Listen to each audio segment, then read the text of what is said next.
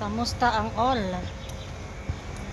Pagkatapos kong naglaba ng 246, yan ang nilabahan ko na abaya. Yan yung kinuha ko sa tailor nung nakaraang araw. Ngayon ko lang nalabahan, at pagkatapos kong maglaba ay pinalansa ko naman yung pangbahay ni Mama Kibir, dahil ilang araw nyo na tong ilang araw nyo na itong hinahanap. Ang nakakasama pa, binigay niya sa iba o pinalabahan niya sa kasama ko, sa akin na hinanap. Yan, binigay ng kasama ko para ay-ayon ko. Yun, i-deliver na natin doon sa kanya para hindi tayo mabutbol sa ating trabaho. Uy, kamusta ang lahat-lahat? Okay pa ba? Laban kahit walang kalaban. Maga ako nagising before 7:30. Gising na ako kasi akala ko magtrabaho yung aking amo. Yun pala, ang aking amo is not feeling well. She is in her bad mood. Kaya ko muna ito kay Mama Kibir. Ito. Tapos na muna ako. Kasi gutom na si Person. Meron akong gulay na binigay mo sa amo ko na hindi niya kinain. Ano ako ang pagkain? Ayan. Ito. Itong satar, pwede pa ito.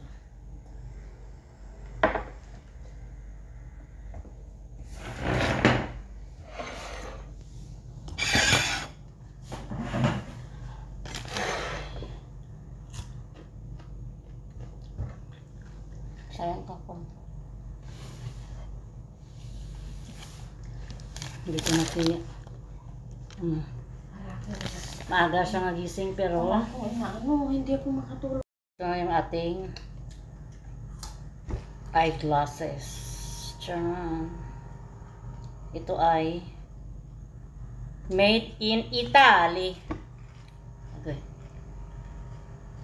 Made in Italy pala itong aking frame. Ang sa akin maganyan-ganyan, no? Maano siya. Ang tingin nyo, okay lang ba? Dahil matanda na tayo ang imong kape.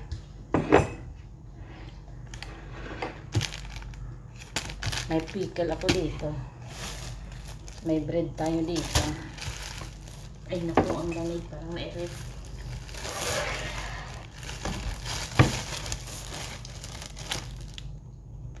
Dahil tayo ay tumatanda na, double vista na yung ating mata.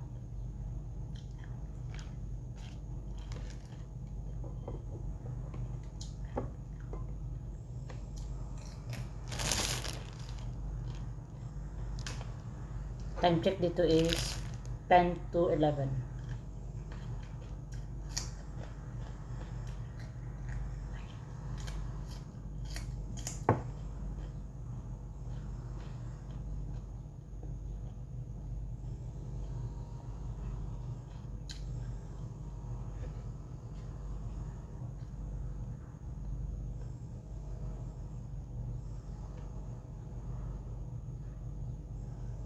Gising ng maaga, akala ko no magtrabaho yung amo. Napiki pala. Napiki. Si Ilocanang madaldal naman, mas maaga siyang gumising sa akin, thinking na papasok yung ang alaga niya sa school. Wala.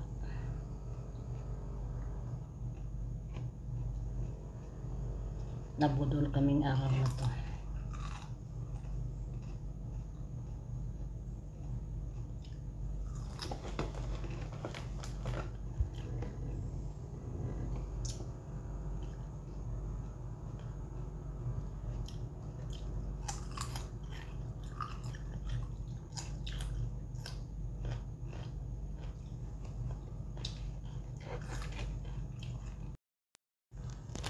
ang naging unang agenda ko pala nga rin ngayong araw ay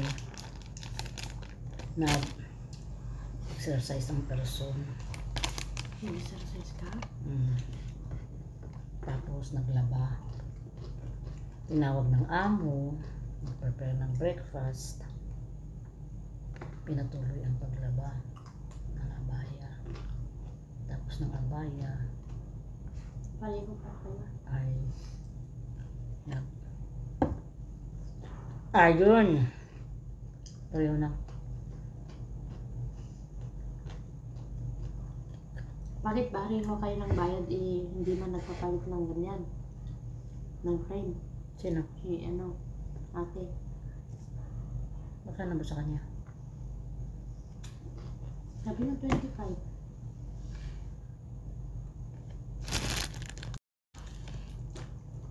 Itong buns na po ay mayroong sesame seed.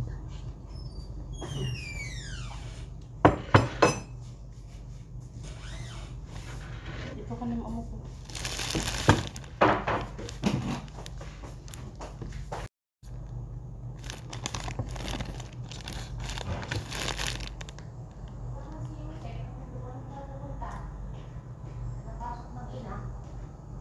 Ha? Nagharap na sila ng katulong siya. Sinama. Guys, Kulang ako sa tubig. kasi Inom ako ng itong ng tubig. before kami nagpa-nadara, kasama ko din sa galuto namin. Ayan, sa kumakain. Itong si Lucanang Madaldal, may sira din yung mata niya, galing Pilipinas. Anong sabi ng amo mo? Inom lang daw ako ng tubig. Gusto kong ipanin yun nung nagdara ko. Inom lang Inom lang daw ako ng maraming tubig. Tumawa pa kahapon yun nung sabi ko na inom daw ako ng maraming tubig. Tinawanan ako. Ganun. Kaya, Hindi, sa ano mo yan, Pag sabi dito- niya. pag dito ka sa ibang bansa, huwag kang manghinayang pagdating sa... Sa ilan mo yan, sabi niya sa akin yung lalaki. So masakit yung yung ulo mo. Itusan ako ni Mama Kibir na kunin ko daw yung recharge yung kanyang wheelchair.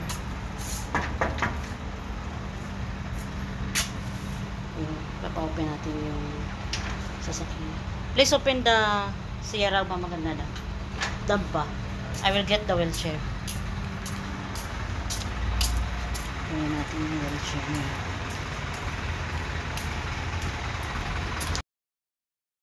Ang pagkain yung room attendant ni Mama Kibir.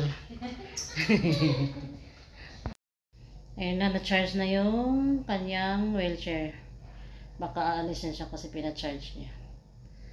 Let us see kung anong mangyayari sa araw na ito. I believe I can fly. Check ngayon ay 10:09 na ng gabi. At akyat na ako. Dahil nakatapos ng nag-dinner na yung dalawa ko amo at may lalabahan na naman tayo for today's video. Dahil pinalitan ko